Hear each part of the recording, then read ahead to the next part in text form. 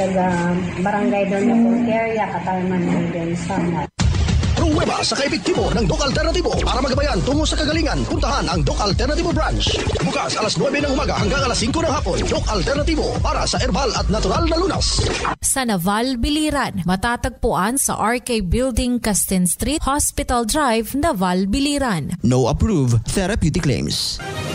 Mga kapanyawan, paminawa ang pagmatuod sa kayuhan sa mga produkto sa Seed Marketing. Si Leonora Santos, diabetes, taas og sugar level. Miinom sa ato ang Seed Panyawan Coffee Mix. Ang sugar ko minsan 200 something sa umaga or 170 something, 180. Nagre-range sa ganyan. Pero nito pong nagpapanyawan coffee na ako, ang baba po minsan 136, 134. Minemaintain ko po yung panyawan coffee. Kahit kumain ako ng ice cream, tikim ako ng cake. Hindi na po tumataas ng ganong kataas. Ako po si Mrs. Leonora Santos sa Pasig, Metro Manila. Inyong naduhog ang pagmatuod sa kayuhan pinaagi sa mga produkto sa Seed Marketing. Basta tatak Seed Marketing, tatak kining magaling! Serving the Philippines, Radyo natin nationwide.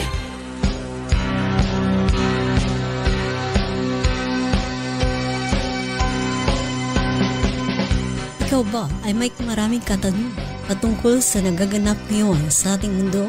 Ano pa ang mga maaaring asahan patungkol sa ating panahon ngayon at sa hinaharap? Mga kailang paghandaan batay sa salita ni Yahweh upang makaiwas sa walang hanggang kapahamakan bagkus magkaroon ng tiyak na kaligtasan. Sa kanyang pagbabalik, dala ang gantimpala para sa bawat isa. Tiyakin ang iyong magiging kalagayan walang hanggan. Pakinggan ang programang nabugna para sa iyo, ang salita ni Yahweh. Huwag kaligtaan abangan at subaybayan. Programang tiyak na magdudulot sa inyo ng isang buhay na masagana sa presensya niya. Dahil dito, mga panalangin madaling tugunin dahil sa kapangyarihan ng pangalan ni Yahweh. Kasamang isa sa himpapawid ang malalaking kaganapan sa mundo, the 7 Great World End Time Events. Dito lamang po yan sa 103.9 Radyo natin na Balbiliran. Ihahatid nina Roth Pagabasan Puentes, Nora Ibaho George at Enrique Hontelia. Shalom!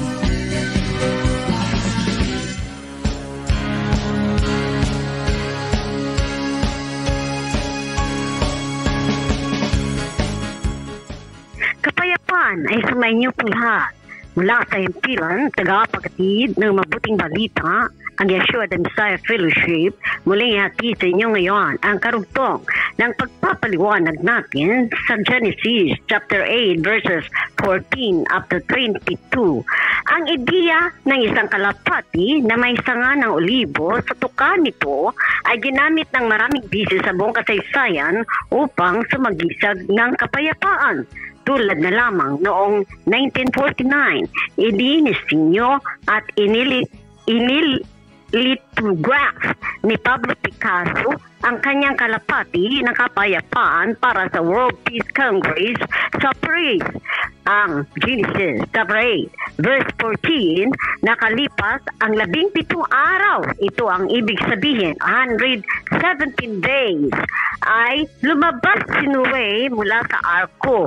Ang kapangyarihan ni Yahweh ay partikular na nag-utos kay Noe at ng kanyang anak na lumabas sa arka, na mababasa din naman natin sa verse 15.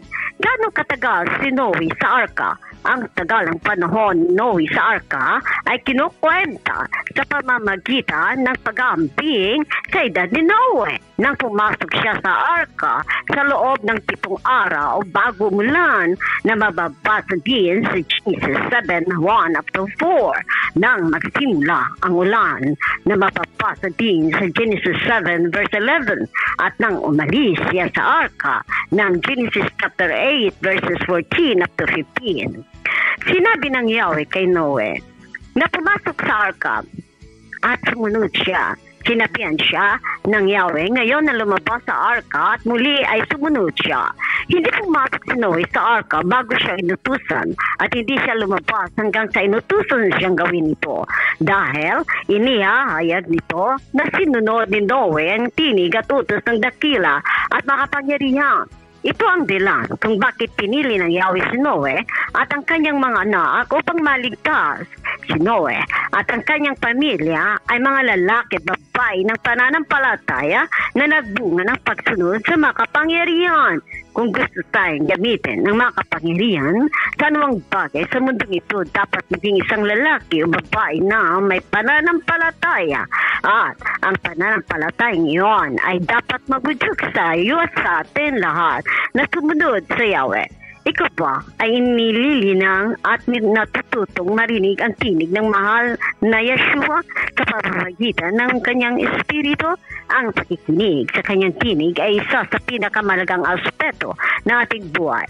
Sinabi ni Yeshua, dinirinig ng Ama, aking Ama, mga tupa ang aking tinig at nakikilala ko sila at sila'y sumusunod sa akin. John chapter 13 verse 27. Kung hindi ka nakikinig sa kanyang tinig, kung gayon, paano ka makakasunod sa kanya at magiging masunurin sa kanya? Ang mahal na Yeshua ay nagsasalita sa lahat ng oras sa bawat isa sa atin sa pamagitan ng kanyang espiritu. Ngunit naririnig ba natin siya? Ang verse 20 up to 22 ng Rihang chapter, Genesis chapter 8, ay tinutukoy ang pagsamba ni Noe na mababasa nga natin sa verses 20 up to 22. Sa unang ginawa ni Noe nang lumabas siya sa arka ay ang yumukod at sumamba sa Yahweh. Sa talatang 20 o verse 20, pinapayag nito na si Noe ay nagtayo ng altar para sa Yahweh at naghandog ng mga hain mula sa lahat ng malinis na hayop. Inihandog niya ang mga hayop na ibinigay sa kanya para sa kanyang pagkain. Pagkatapos ay gumawa ang Yahweh ng isang deklarasyon at isang pangako na hindi na niya muling susumpain ang lupa at sisirain ang lahat ng nabubuhay na bagay gaya ng kanyang ginawa. Sinabi ng Yahweh, habang nananatili ang lupa, ang panahon ng pagtatanim at pag-aani, lamig at init, taglamig at tag-araw, at araw at gabi ay hindi pipigil na mababasa sa Genesis 8:22. Ang haing handog na ito ay isa ring malinaw na patutuo sa pananampalataya ni Noe sa makapangyarihan dahil iniaalay niya ang malinis na hayop na siyang pinagmumula ng kanyang pagkain. Ngayon, tandaan, walang ibang malinis na hayop na tumatakbo sa lupa sa oras na iyon dahil lahat sila ay nawasak sa baha. Ilan sa mga hayop ang inihain ni Noe? Ipinahayag ng banal na kasulatan na si Noe kumuha ng bawat malinis na hayop at sa bawat malinis na ibon at naghandog ng mga handog na susunugin sa ibabaw ng dambana na siya rin namang mababasa sa Genesis 8 verse 20. Ito ay isang malaking bilang ng mga hayop. Naniniwala kasi si Noe na ang makapangyarihan ng kanyang tagapag-alaan at sa pananampalataya ay binabalik niya sa Yahweh kung ano ang talagang sa kanya. Ito ang katwiran na dapat taglayin ng bawat isa sa atin sa bawat pag-aalay natin sa Yahweh. Ibig sabihin ay sa katotohanan ang lahat ng ito ay probisyon ng makapangyarihan. Maging kay Moses ay pinahayag, sinabi ni Yahweh, italaga sa akin ang lahat ng panganay, anuman ang nagbubukas ng bahay bata sa mga anak ni Israel, maging sa tao at maging sa hayop. Ito ay akin na mababasa din naman sa Exodus chapter 13 verse 2. Sinabi muli ng Yahweh kay Moses na akin ang buong lupa na siyang mababasa sa Exodus chapter 19 verse 5. Ganito rin ay pinahayag kay Job nang sabihin niyang akin ang lahat ng nasa ilalim ng langit na mababasa din naman sa Job chapter 49 verse 11. Kaya nga, ang anumang ihandog natin sa Yahweh ay sa kanya talaga at ibinigay niya ito sa atin upang tayo ay maging mabubuting tagapangasiwa nito. Madalas, itinuro ni Yeshua sa kanyang mga disipulo na dapat silang maging mabubuting katiwala ng kung ano ang ibinigay niya sa kanila. Ang isang makapangyarihan halimbawa ng kanyang pagtuturo sa kanila tungkol sa pangangasiwa ay matatagpuan sa talinghaga ng hindi makatarungang katiwala sa Lucas chapter 16 verses 1 up to 13.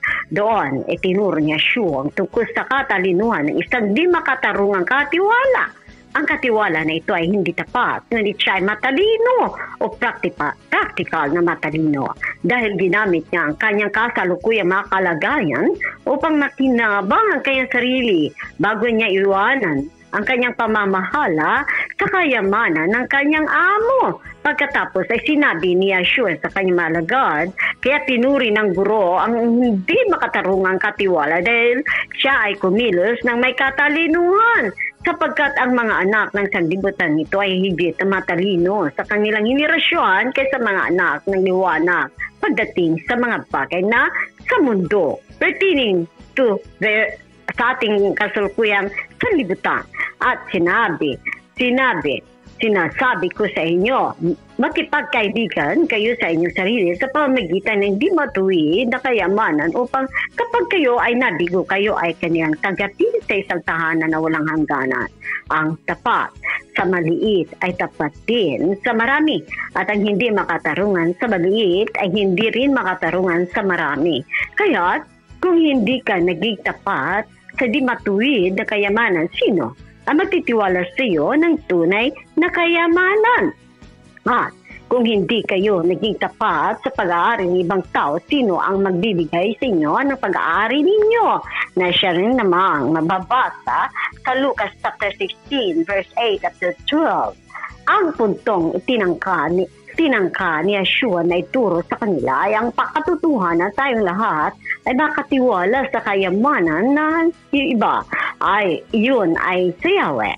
Bawat isa sa atin ay dapat maging tapat sa kung ano ang ibigay niya sa atin. Balang araw ay gagantimpalaan tayo ng Ama ng tunay na kayamanan kung tayo ay naging tapat sa ibinigay ng Yahweh sa atin ngayon.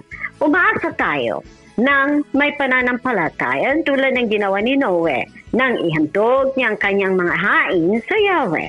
Ang pagbibigay ng palaging magiging sakripisyo. Ibig sabihin ay hindi laging madaling ibigay sa Yahweh o sa iba ang pinaghirapan mong makuha. Kaya ibigay ng Yahweh na kayang ibigay ng Yahweh ayon sa Roma chapter 11 verse 35.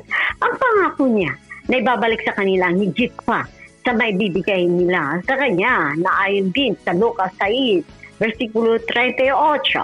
Ito ang pinaniniwalaan ng isang lalaki o babae na may pananampalataya at ang motibasyon kung bakit tayo nagbibigay sa kanya. At sa uli, ang pangako ng Yahweh kay Noe, ang bandang dulo ng kasaysayan ng baha. Nangako ang Yahweh, hindi ko na muling susumpain ang lupa alang-alang sa tao. Bagaman, ang haka ng puso ng tao ay masama mula sa kanyang kabataan at hindi ko na muling lilipulin ang bawat bagay na may buhay gaya ng ginawa ko na mababasa din naman sa Jesus chapter 8 verse 21. Mahalagang tandaan na hindi nangako ang Yahweh na hindi na muling sisirain ang lupa. Nangako lamang siya na hindi niya kailanman sisirain ang lupa gaya ng ginawa niya sa pamamagitan ng baha. Ang mga huling salita sa talata 21 ay napakalaga. Ito ay dahil balang araw ay sisirain ng Yahweh ang lupa, hindi na sa pamamagitan ng baha, kundi sa pamamagitan na ng apoy. Gaya ng isinulat ni Apostol Pedro na may ganitong kaibahan.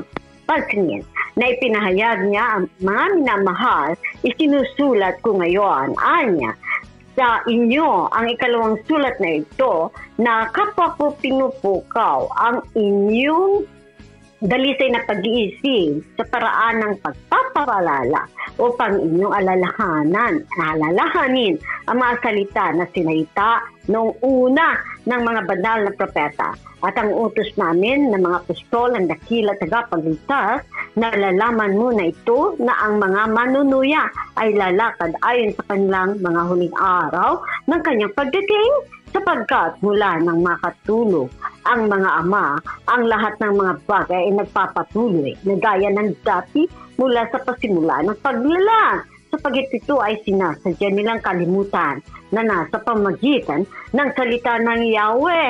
Ang langit noong unang panahon at lupa ay nakatayo mula sa tubig at sa tubig, kung saan ang sanlibutan noon ay nawasak na binaha ng tubig.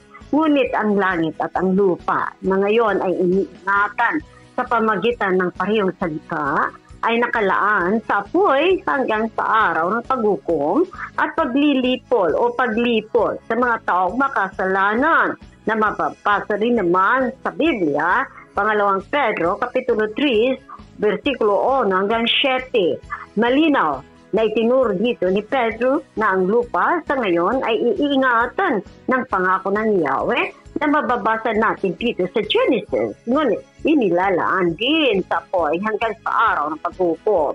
Ito ang dahilan kung bakit ang Yahweh ay hindi nangangako na hindi na muling hahatulan ang mundo. Ngunit hindi na muling hahatulan ang mundo sa mga pamagitan ng baha. Ang pangako ng Yahweh kay Noe ay at sa sumunod na bahaghari na lumitaw sa langit ay tiyak na nakaaaliw kay Noe sa kanyang mga anak at sa kanilang mga asawa. Dahil kung iisipin natin kung wala ang pangakong ito sa bawat pag-uulan ng lupa sa hinaharap ay mapapaisip sila, muli bang bumaha tulad ng dati? Ang kaaliwan ng pangako ng Yahweh ay tiyak na napakahalaga sa kanila. At sarito naman ang huling verse, ang verse 22 ng Genesis chapter 8.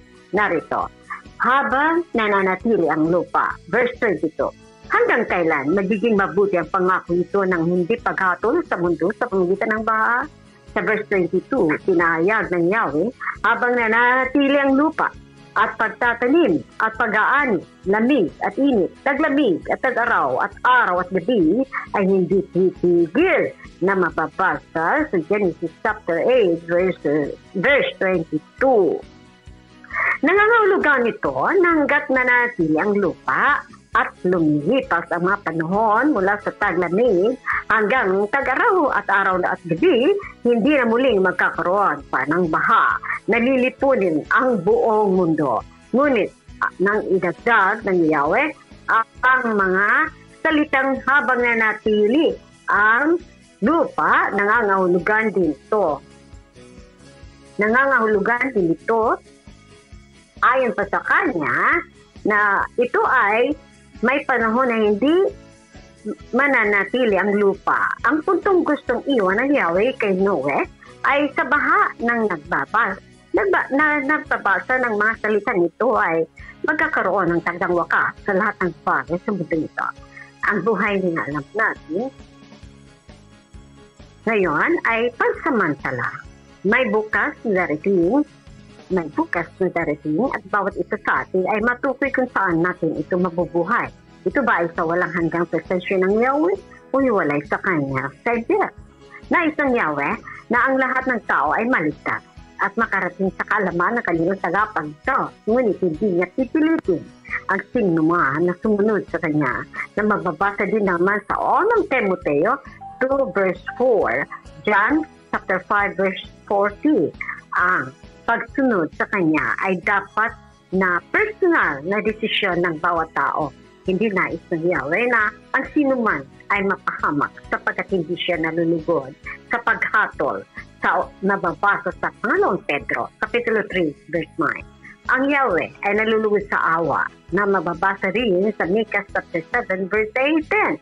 Ito ang dahilan kung bakit naparito ang kanyang kaisa-isang anak, ang mahal na Yeshua at ang ating Mesiyas sa mundong ito upang gawing malinaw ang mensahe nito sa lahat ng tao. At kung ba ngayon, bakit kailangan magkaroon ng paghatol sa hinarap? Dahil ang Yahweh ay tuwid, mapagmahal at makatarungan. Ang pag-ibig ay ang naiinam na balanse ng awa at katarungang ibiniligay sa mga tao. Kung hindi makatarungan, ang Yahweh hindi siya matuwid. At makatarungan ay nangangailangan, ang pagiging katarungan ay nangangailangan ng paghatol. Ngunit ang awa ng Yahweh ay nakahanap ng paraan upang siya ay maging makatarungan at maawain. Paano maging makatarungan at maawain ng Yahweh? Ipinaliwanag ni Pablo kung paano.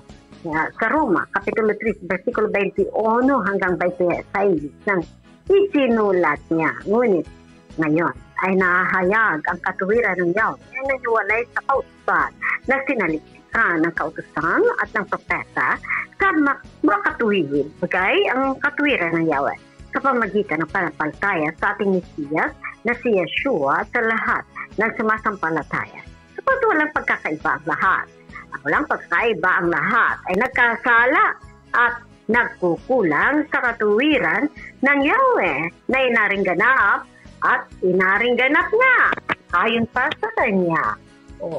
At ngayon, ang panglubag-loob niya ay walang iba sa pamagitan ng dugo ng kanyang banal na anak, sa pamagitan ng pananampalataya, banal na dugo sapagkat walang bahid ng kasalanan ang ating Mesiyas.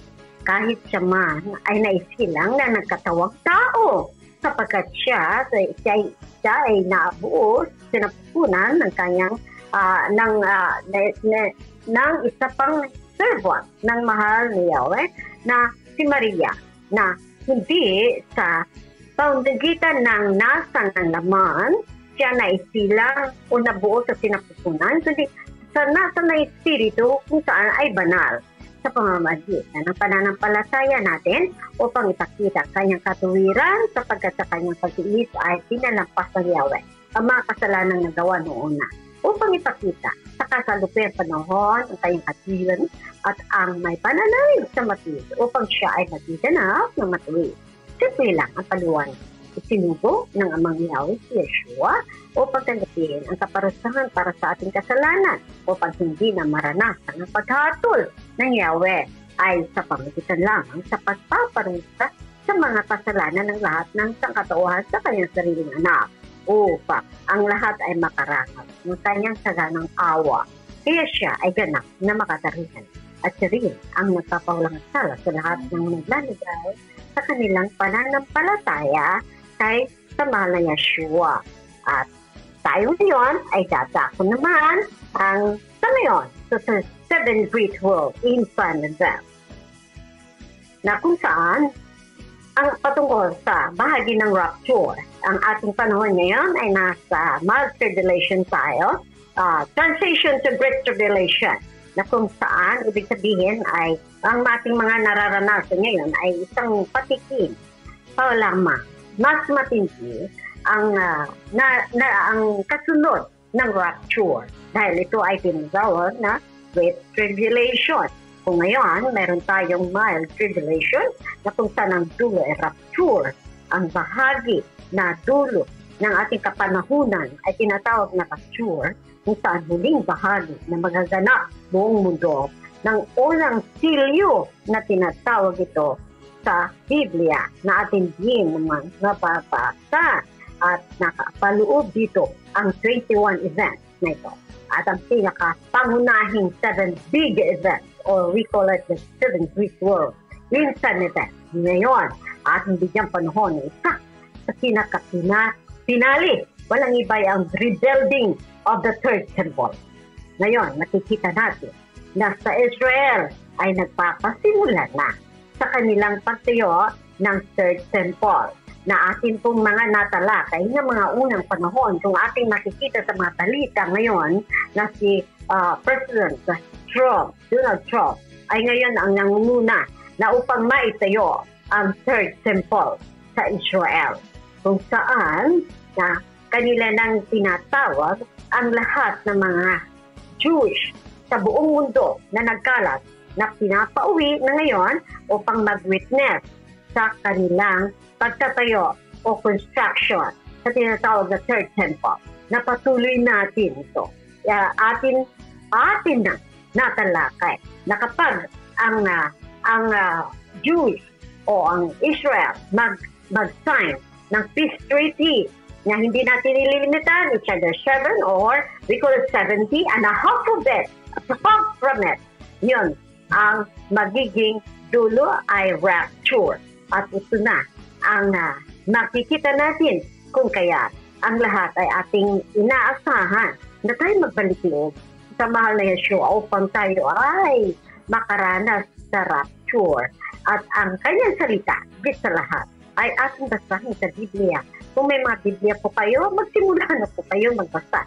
Dahil ang third temple ay nagsisimula ng itayo sa Israel. Ito ang pinakahuling na sinyeles na ang rapture ay parating na nga. Kung bakit ito ngayon ay tinatayo ang third temple, ibig sabihin, ang lahat dapat ay makinig sa mga pangangaral ng Biblia, saan dakuhan, saan mga churches, sa pagliko mo, sa isang kanto, may mga church dyan, evangelical churches, ay naakisahan na natin ang lahat.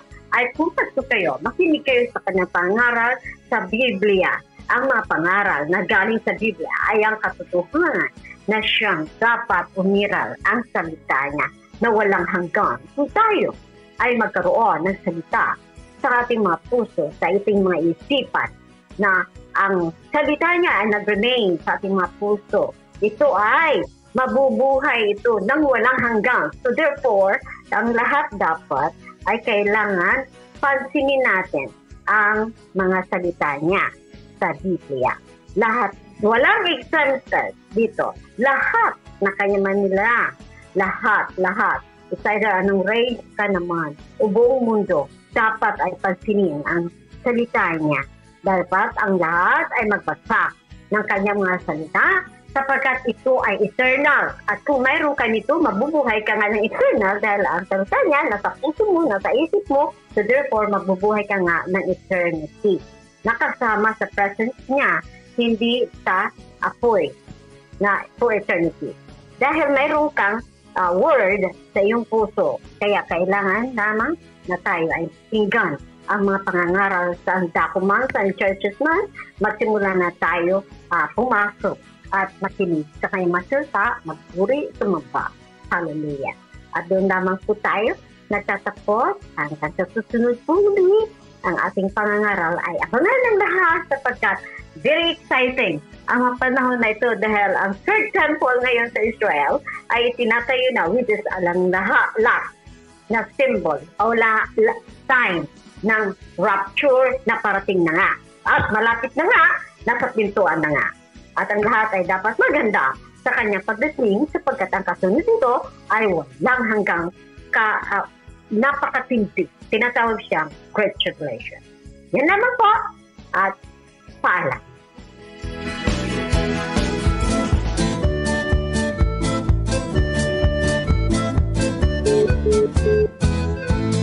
Shabbat Shalom, Shabbat Shalom, Shabbat, Shabbat, Shabbat, Shabbat Shalom, Shabbat Shalom, Shabbat Shalom, Shabbat, Shabbat, Shabbat, Shabbat Shalom.